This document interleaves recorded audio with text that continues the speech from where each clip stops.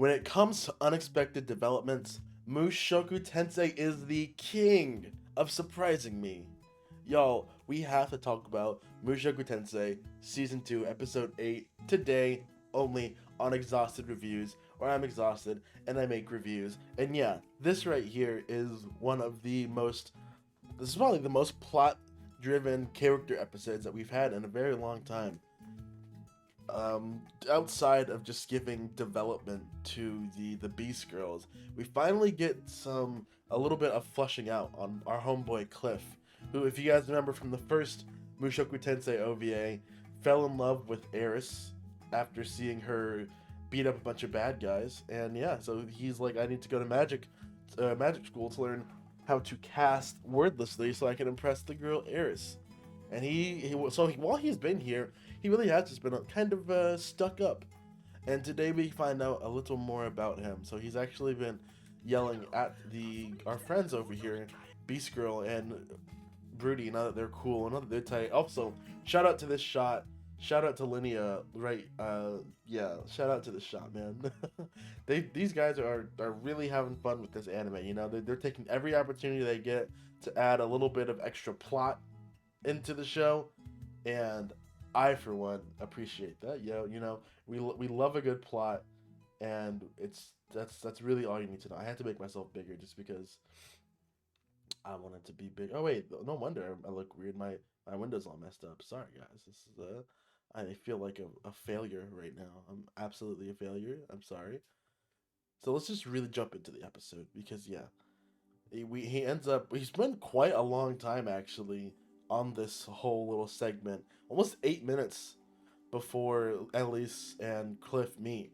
So Cliff is out here getting bullied by dudes who are spreading rumors about Elinalise, that she just so happens to pick up random dudes and take them home, which is not a rumor. As Rudy acknowledges, it's not a rumor, it's actually true.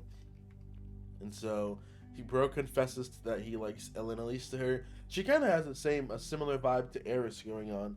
She also has that little tuft of hair up here, kind of like me. I get a tuft of hair up here too. So really, really fun that we're all part of the same family. And yeah, so he ends up going to not Cliff. What am I saying? He ends up going to, bro. Why did I forget his name? Fitz, Sylphie. There's so many names happening in this show. The show's way too big. The world's way too big. But yeah, and Cliff basically says, look, if he likes her, and the least you can do is introduce them, and whatever happens, happens. Like, don't try to get in anyone's way. Just, see what happens. And then a third of the way through the episode, they end up meeting, and it's actually kind of hilarious because she's like, "What's up?" And Rudy is like, "This is my friend, and he wanted me to introduce him to you."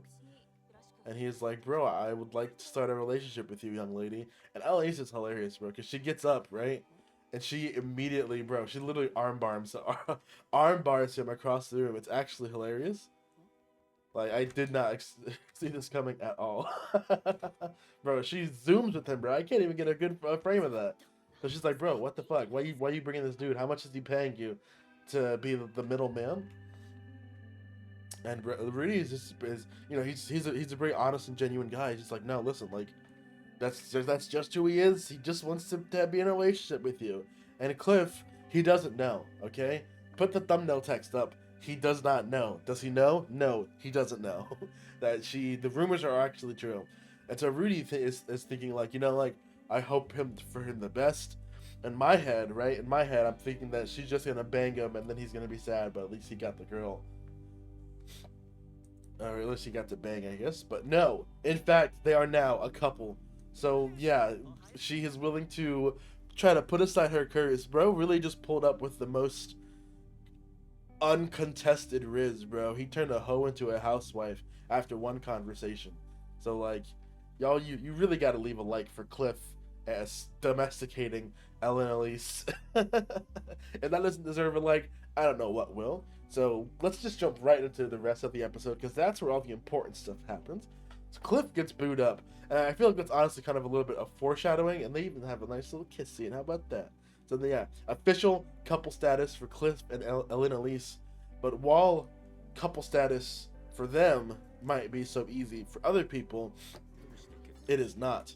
This is the time where beast folk like to compete in duels for each other to win each other's hands in marriage.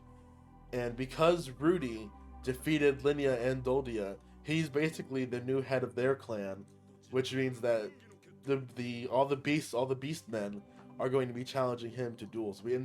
So this guy pops up as a duel, and it's actually kind of funny seeing, because bro was like, I would like to duel with you, and he turns around and this girl's standing here, and we don't know who this girl is, but we have seen her in the intro. She is quite actually in the intro. We see her on the wall, scrawling on with, messing around with like a magic circle on the wall. So I don't know what she's doing here. She's definitely an important character. We're gonna have to see where she comes and if she's the one bringing all of these suitors to Rudy. Because she brings my boy over here, dude with the dog ears, and he challenges him to a fight, and immediately, right, with that, no contest, gets smoked. So bro gets smoked. It's over. No contest. Owarida. And it turns out, bro literally has a line of people lining up to try to kick his ass, and it's actually kind of crazy because like, so Fitz is like, bro, you're not even the chief clan. What is going on? And he's just like, bro, like, I can't. And Sylphie's like, well, at least there's one girl out there. And Rudy's like, oh, is she cute? And that's honestly hilarious because Sylphie's just like, oh, okay, bet. She just walks off, bro. She's like, all right, bet. That's it. So you're still the same, huh? And then so Rudy comes out to chase after her, and bro, literally everyone is just completely defeated, utterly decimated. And then we get the guy from a couple episodes ago.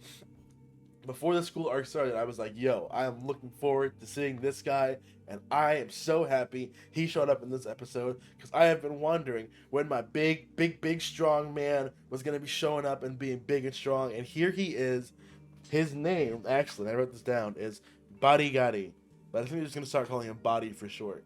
And he pulls up, and he's like, well, you got the eye of foresight, so you must be Rudeus Grey Rat. I see you got that from my fiance, Kirishika, Great Emperor of the Demon World. So yes, we do in fact know that this man is, he's married, he's engaged to the lolly, the demon lolly who gave him his mystery eye. Well, mystery eye. But it's the eye of foresight. Yeah, that's her right there. She is engaged to this dude. How is, what? What? You what? Well, I guess she is a demon lord, but still crazy. And the fact that she's been hyping up Rudeus this entire time to her demon lord fiance, bro. So I'm like, Rudeus is dope. He's even stronger than Laplace. Like, actually, I don't even remember who Laplace is. I need to look this up. Y'all, we're gonna go on a journey, a quick journey right now to see who Laplace is. I think it's one of the demon kings or something, right? I guess we haven't met Laplace yet, so he must be. Oh, spoilers for the next video I'm going to be putting out after this. And so we end up having the bro's like, well, I want to duel you, but you need to get your staff and stuff so we can duel at full power. So while that's happening, we're gonna have a little conversation. Rudy starts trying to figure out if he knows Man God, and he gets nowhere. And the bro is actually hilarious because he's just like, when Rudy doesn't get the answers he wants, he kind of goes silent. And he's like, bro, don't be quiet. Laugh with me. And they literally start laughing like, ha, ha, ha, some Final Fantasy X type shit. Or is that 11? I don't know. Whatever the one with the Final Fantasy laugh is. And so Rudy is out here. He gets his staff, and he's like, look, bro, you've got a crazy, powerful pool of mana. You really think you're not that shit, bro? You are that dude, you know? And so he was like, bro, I almost got killed by the Dragon Lord 2 years ago. And he's like, well, if you've already had a near-death experience with Orson, how about this, right? We're going to cut a deal. So they cut a deal. He says, we're going to trade tit for tat. So I'll let you hit me with your technique. And if you can damage me, you win. And if I can damage you, I win. So Rudy pulls out his greatest technique that he used against Orsted, his epic drill, his drill that will pierce the heavens. He really is like refining his magic craft right now. I noticed he used the same kind of attack during Sylphie in the exam entrance, but he has been able to just like, he's just crazy, man. His magic level is just honestly insane. That, and I can say this from experience as somebody who has seen Gurren Lagann, that these drills are absolutely powerful units of energy and weaponry and mass destruction. So for Rudy to cast this, bro, and it's actually hilarious because you see this giant explosion, and dog, look at that impact trail, bro. It's literally taking up half the screen. He hit that dude so hard he flew across half the entire frame, bro. It's honestly insane. And everyone's like, bro, was he dead? And he actually, it's kind of funny. He actually, so he got hit, and he's literally shorter now, bro. He's literally a short king now, and his arms like fell off of him. So I guess his top arms fell off. So I guess if when his arms are kind of like salamander tails, they'll fall off when he takes too much damage. But then they start crawling back onto him too. It's like, I don't know, he's some kind of weird lizard dude. I don't know what's up with this guy. And so he wins. And I don't get this either, because bro ends up punching him in the face. And I feel like that goes against the duel, because Rudy already won. So why punch him like, why do this to him, bro? Why destroy him like that? So yeah, thankfully, our troubles with Badigadi are over, because there's no one left to challenge Rudy. Badigadi goes home. He's able to. Oh, is this thumbnail text, bro? Is this thumbnail picture? She literally lets him grab her boobies, and he gets scratched on his face. And there's literally an explosion, bro. Before the episode even ends, there's literally an explosion, and my man Badigadi walks in, wearing a fucking, bro. Dude literally has a student uniform on, dog, and it doesn't even fit him, and his arms are tearing out of the side. Bro literally just explodes into the classroom. And you know what? Shout out to this guy, because this dude is my new favorite character. I just love his design. I knew I was going to like him when I saw him. And guys, I love this dude. When we saw him in the flash forward, I knew he was going to be my favorite character. And I love this guy. What a big, strong man. Guys, leave a like if you're into big, strong men. And don't forget to comment on what you think is going to happen in the next episode of Mushoku Tensei. Personally, I'm looking forward to seeing Body join the gang. And I want to see him and Zanoba fight. Honestly, I'm not gonna lie. I want to see them throw hands. So, yeah, let me know what you guys think in the comments down below. How did you like this episode? What are you looking forward to seeing next? I will see you guys in the next video. Peace.